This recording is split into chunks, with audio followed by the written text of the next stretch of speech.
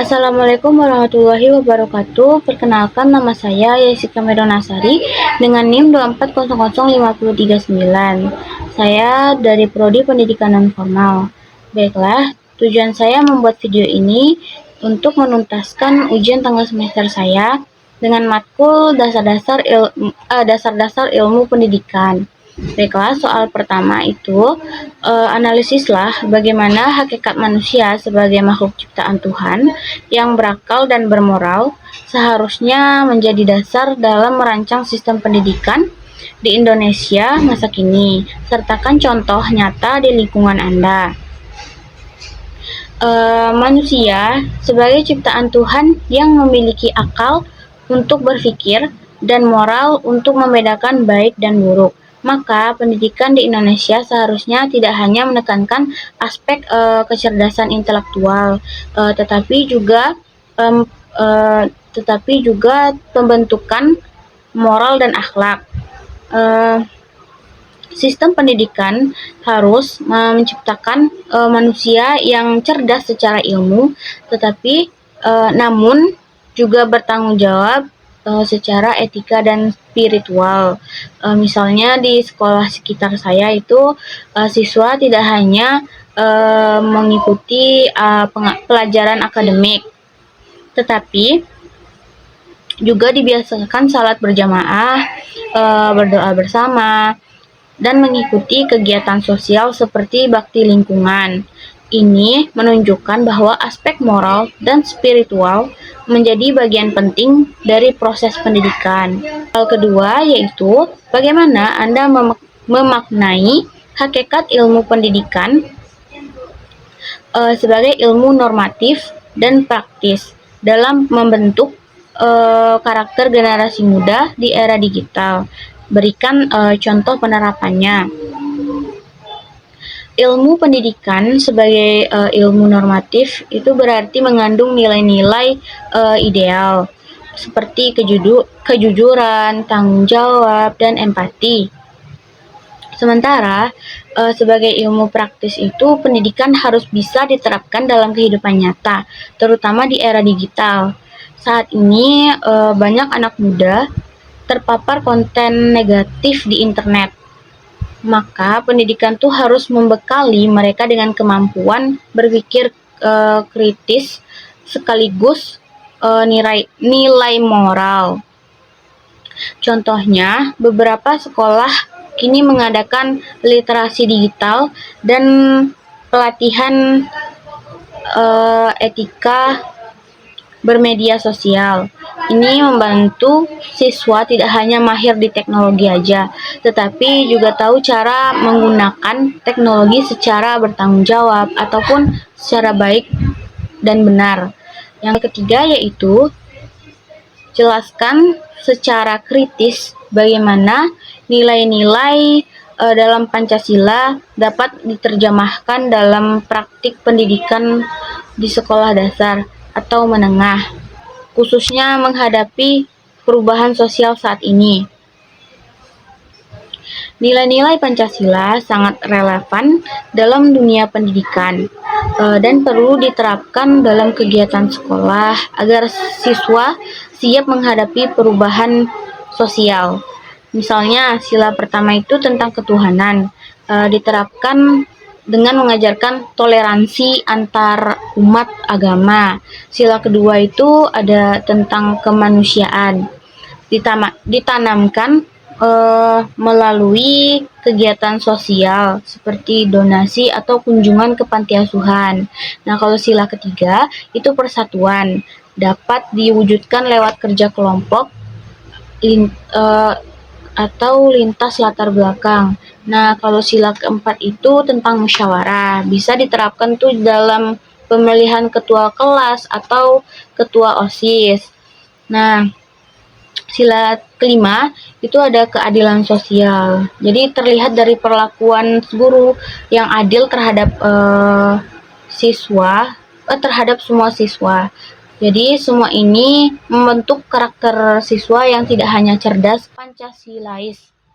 Nah, keempat, coba analisis bagaimana azas keselarasan antara tujuan, isi, dan metode pendidikan diterapkan atau justru sering diabaikan dalam proses pembelajaran di lembaga pendidikan nonformal di sekitar Anda. Di beberapa lembaga kursus nonformal itu sering terlihat bahwa tujuan isi atau metode tidak berjalan seiring. Misalnya, tujuan kursus adalah agar peserta didik dapat menguasai Microsoft Excel untuk keperluan kerja. Namun, isi materi yang diberikan hanya teori dasar dan metode pengajarannya hanya ceramah tanpa praktik langsung. Jadi, hal ini membuat peserta didik tidak siap menghadapi kebutuhan untuk dunia kerja. Seharusnya kan isi materi itu disesuaikan dengan kebutuhan lapangan dan metode mengajarnya lebih interaktif, seperti adanya praktik langsung, seperti simulasi atau studi kasus. Keselarasan ini penting agar proses pendidikan betul-betul bermanfaat. Soal yang kelima, jelaskan dengan contoh konkret bagaimana keempat pilar pendidikan UNESCO, learning to know, learning to do, learning to be, learning to live together, dapat diterapkan dalam kegiatan pendidikan keluarga di masa kini. 4 pilar pendidikan UNESCO sangat penting diterapkan dalam pendidikan keluarga, karena keluarga adalah pendidikan pertama bagi anak. Jadi, pilar learning to know atau belajar untuk mengetahui diterapkan saat orang tua menghadapi anak belajar, seperti menjawab pertanyaan anak dan menjawab pertanyaan anak dengan sabar, dan membangun kebiasaan membaca dan eksplorasi pengetahuan. Nah, kalau learning to do atau belajar untuk melakukan, bisa diterapkan dengan melibatkan anak dalam pekerjaan rumah, seperti menyapu, memasak, atau mengatur jadwal sendiri, agar anak lebih dapat belajar tanggung jawab dan keterampilan hidup.